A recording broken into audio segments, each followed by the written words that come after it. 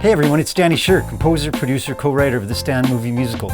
Welcome to Musical Mondays. Today's episode, Representation, a movie's story.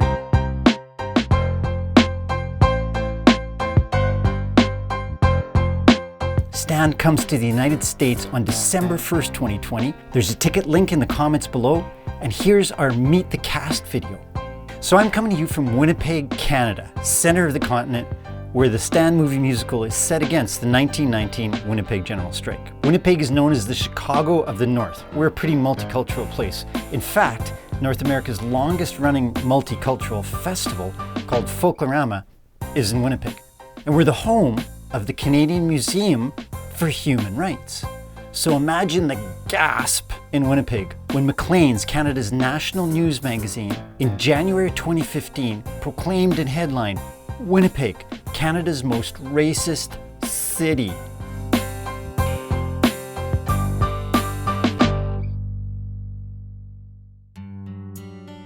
So that article prompted an awful lot of, but I'm not a racist, until people came to realize that it wasn't just the overt acts of racism, which of course are bad enough in themselves, but the systemic racism that most people, myself included, were completely oblivious to. And how was I oblivious to systemic racism?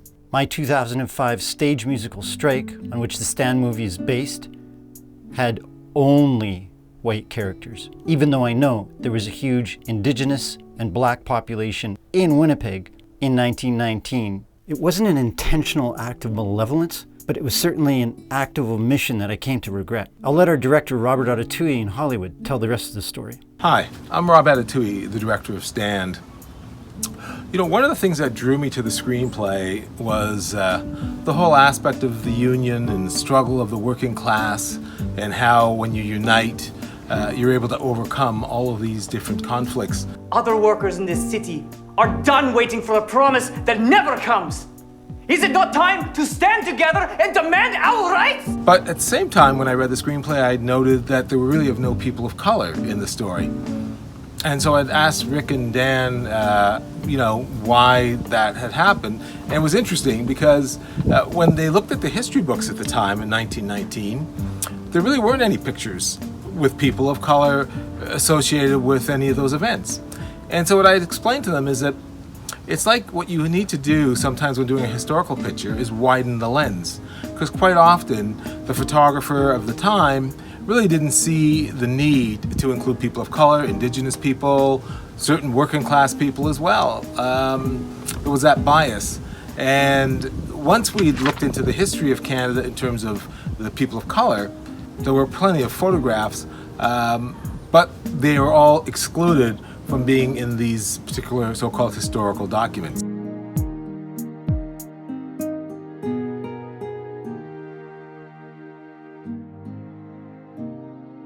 But in the margins and out of frame were women, people of color, Indigenous people, etc.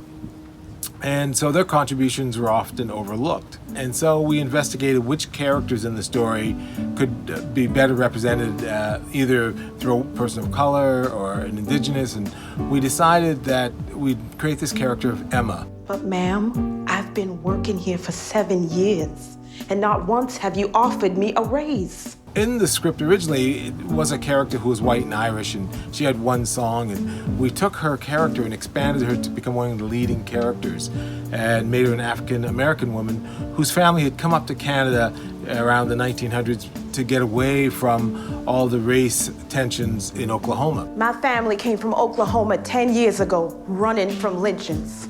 Well, her character became a very important aspect of the story, and through that came the song Stand, which is a very strong, liberating song that she sings, and in fact became the title of the movie. I've drawn my line in the sand, and this is where I stand.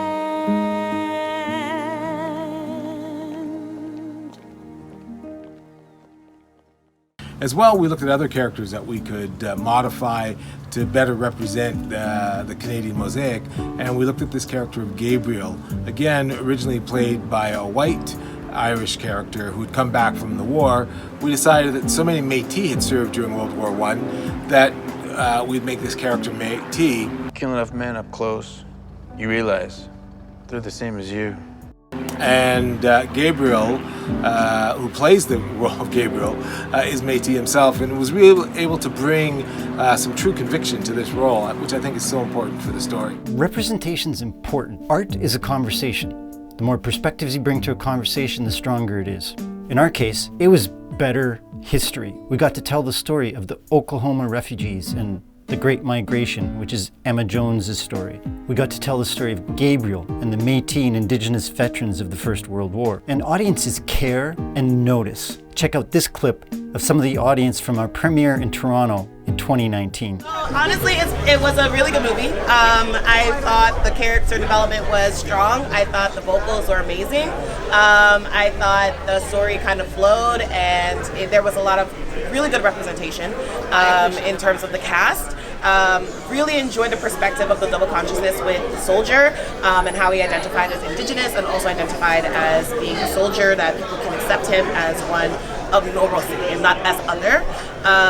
And yeah, overall it was good. And Susan, oh Lord. Yes, Susan, yes. Susan has my vote forever. We're really proud of Stan. We hope you can come see it on December 1st all across the United States. Subscribe to our channel, check out our trailer, check out our videos, get the soundtrack, and like my goalie helmet and I always say, stand up for human rights and stand by.